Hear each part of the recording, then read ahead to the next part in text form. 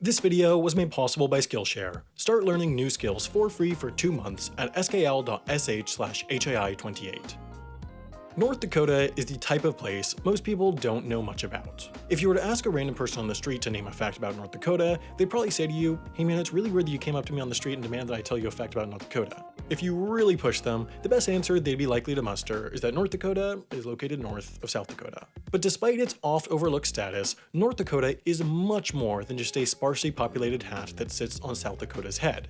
It has the nation's lowest unemployment rate, it's where the world's largest hamburger was eaten, it produces most of the wheat that's in American-made pasta, and there's probably other interesting stuff about it too beyond the first 3 Google results for North Dakota facts. For example, until recently, it may not have been a state at all. To understand why, we have to first look at Article 6 of the US Constitution, which says, "The members of several state legislatures and all executive and judicial officers, both of the United States and of the several states, shall be bound by oath or affirmation to support this Constitution." While that might be less readable than Moby Dick, what that section means is actually pretty simple. State officers from all 3 branches of government, legislative, executive, and judicial, have to take an oath that they will support the US Constitution. But here's the problem. Until recently, the North Dakota state constitution didn't require its executive officers, like the governor, to take an oath of office. That may seem like a minor issue, but if there's one thing autocorrect has taught us, it's that small mistakes can have a big impact. Because of that omission, some experts agree that North Dakota didn't actually meet the qualifications for statehood, which means that, until the state constitution was fixed, it was never actually a state. Now, to be clear, not everyone agrees with that argument. After all, when it comes to the US Constitution, getting everyone to agree is kind of like trying to have a nuanced debate in a YouTube comment section. It's scientifically impossible. Some constitutional scholars agree that while North Dakota's state constitution did violate Article 6, that doesn't mean it wasn't a state, as violating Article 6 doesn't affect Congress's power to admit states to the Union, which is laid out in Article 4, which says, "New states may be admitted by the Congress into this Union, but no new state shall be formed or erected within the jurisdiction of any other state, nor any state be formed by the junction of 2 or more states or parts of state without the consent of the legislators of the state concerned, as well as of the Congress." That section gives Congress the power to make new states and says not to put a state inside of another state or to combine or separate states without their permission.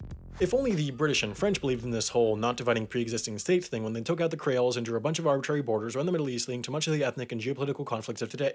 Oh, sorry, too much? Those aforementioned restrictions are the only ones on Congress's state-making power, except, of course, for the unofficial rule of no shirt, no shoes, too many Democrats, not enough swing votes, no statehood. Damn, who would have thought this politics-related video would get so political?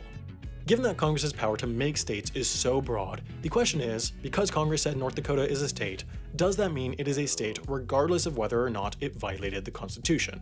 Normally, the answer would likely be yes, it's still a state. After all, states violate the US Constitution sort of all the time.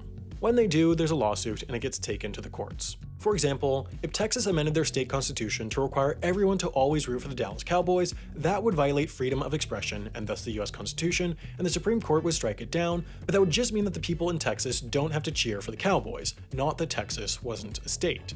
In other words, the argument goes, the issue of statehood and constitutional compliance are separate. But here's where things get tricky. North Dakota's statehood issue doesn't stop with Article 6.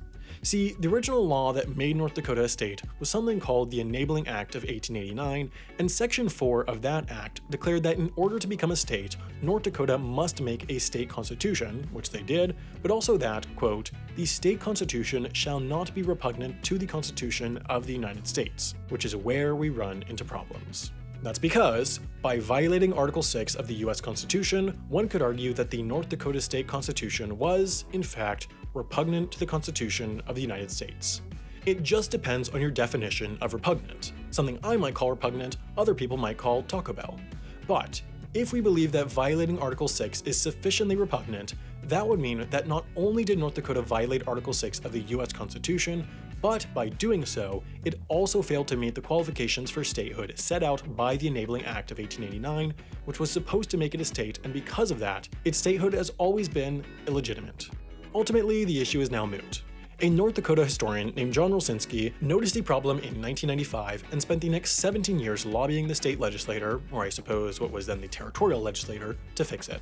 Eventually, in 2011, a North Dakota legislator took up his cause and got a constitutional amendment put on the ballot, which was approved in 2012. So not to worry, North Dakota is definitely a state now, which means we can all go back to treating it the way we always have, ignoring it completely. You know, all these problems probably could have been avoided if only the writers of the North Dakota Constitution were just better. You see, part of the issue was probably that back then they didn't have Skillshare. That's because Skillshare's writing courses, whether Storytelling 101, Creative Writing for All, or Creative Nonfiction, each help you hone your writing skills, which can help you at work, at school, or just with your own projects. Effective writing is just one of the countless skills you can learn with any of Skillshare's tens of thousands of courses. A membership to Skillshare is quite reasonable. It works out to less than $10 a month, but by going to skl.sh/HAI28, you'll get 2 months completely for free, and you'll even be helping support Half as Interesting.